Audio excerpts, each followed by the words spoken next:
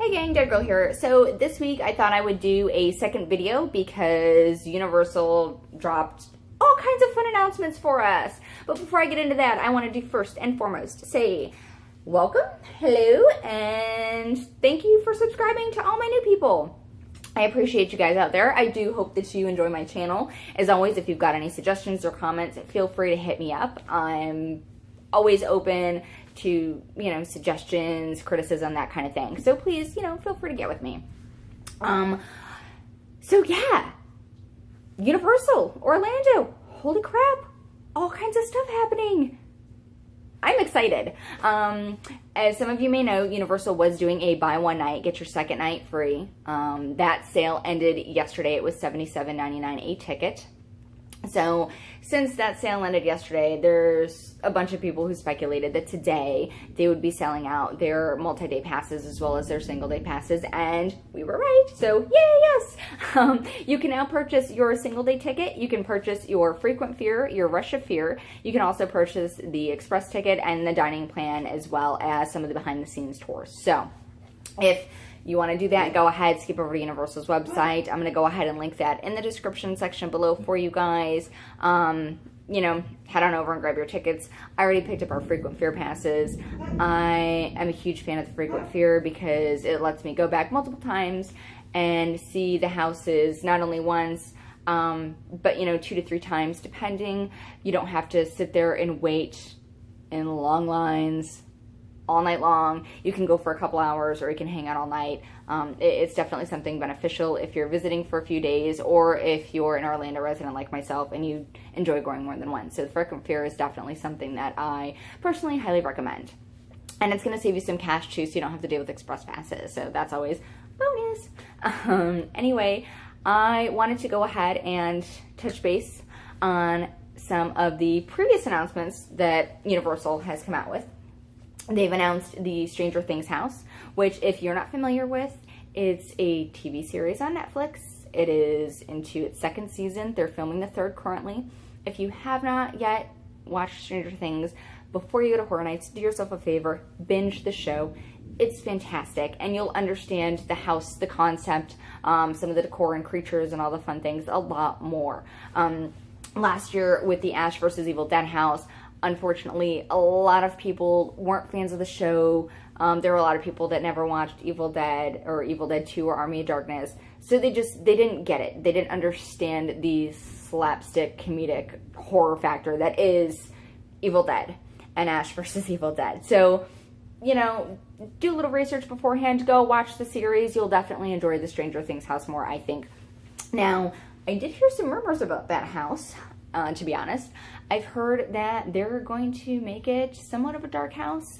There was some talk about possibility of maybe giving the patrons flashlights to go in. If you are familiar with the terror mines from back in the day, you actually got little headlights that would go through, and in certain sections in the house, the lamp would turn on and off. They would turn off, plunge you into darkness, and then boom, the characters were there. So there's talk about them possibly doing something like that with the Stranger Things house, which I think would be kind of cool, especially with the Demogorgon. I'm interested to see what they're going to do with that creature. So that's the first house announcement. The next house announcement that they had, I believe, was Dead Exposure, Patient Zero, which is a sequel to a house that was done, a couple of years ago. I'll be honest, I didn't attend that year. I didn't see that house, so I'm not really familiar with what the concept was previously. I do know that it is a zombie house. Now, I know some of you were kind of done with zombies, especially with The Walking Dead and it oversaturating that particular market. I'm kind of curious to see what Universal does with this house. I'm also excited about it, and I did hear that this was going to be a dark house as well. So I don't know how exactly they're going to pull this off. I haven't really heard too much about it, but I'll be honest, I haven't really looked too deeply into it. It was an interesting concept to me. I'll probably dig a little bit more and see what I can find out. The 3rd house that they announced was Trick or Treat. They did the Scarezone for it last year, which was phenomenal. It's probably my all-time favorite Scarezone, I'll be honest with you. The theming of it was great. The little facades with the houses, the roaming characters, and costumes with their trick-or-treat bags was fantastic. The Sam's walking around was wonderful. The big pumpkins everywhere. I truly loved it. So I'm excited to see what they do with the house this year. Now, along with Universal releasing their ticket prices this year, they've also released some additional information. Now, as some of you may have seen today, if you're not living under a rock, they announced 3 of their scare zones, and they also announced that this year the Academy of Villains would be returning to Horror Nights. Academy of Villains is a dance troupe. They've come out the past, I want to say 2 years, so this is going to be their 3rd year at Halloween Horror Nights. They're a tightly choreographed group that does all kinds of dance. I absolutely love them. If you have not seen their show, do yourself a favor, throughout the evening, stop by, watch their stage show. It's phenomenal, the stuff that these guys can do. It's definitely one of the highlights that I have whenever I go to Universal for Horror Nights. I definitely make sure that I stop and see that show. I usually end up watching it 2 to 3 times, so definitely go ahead and take a peek at that one. So let's go ahead and talk about the scare zones that they announced for us. We've got 3 of them. All right, so the first scare zone that I wanted to talk to you guys about is going to be the Harvest. Now, from what I'm reading here, this is just a quick little synopsis of it. It says, an old barn is the setting of every kind of horror. Its walls are decorated with ominous objects and images from the house, hinting at the horrors within. Now, the Harvest is basically Scarecrow the Reaping. They've taken the house from last year and they're creating it as a scare zone this year. I did enjoy the house last year, so it'll be interesting to see how they turn into a scare zone this year. They're actually doing the opposite with Trick or Treat. Last year, as you know, Trick or Treat was a scare zone, and they're taking that and making that into a full house this year. So I'm curious to see, see how the Harvest turns out. Now, the second scare zone that they've announced is Vamp 85, New Year's Eve. So, I don't know, for those of you that may remember previous years, I want to say like maybe 3 or 4 years ago, maybe longer than that, they had a 1950s sock hop type feeling vampire scare zone. They had some cheerleaders and some football players and then some guys and gals dressed in their 50s garb. They had some music playing, and it was a fun little scare zone. It was, neat to walk through. They had a couple of props that were really cool. So this year, they're taking that theme and they're kind of bringing that forward to 1985, and it's going to be basically a New Year's Eve party. So expect fangs, expect some blood, expect some confetti. If we're lucky, maybe some confetti blood. That would make me happy. You know how last year they had the Purge scare zone where they had one of the Purgers shooting the water cannon out? I would love it if they did that this year for Vamp 88's New Year, or Vamp's 85 New Year's Eve party, except they, do it as a blood cannon. That would be so much more fun.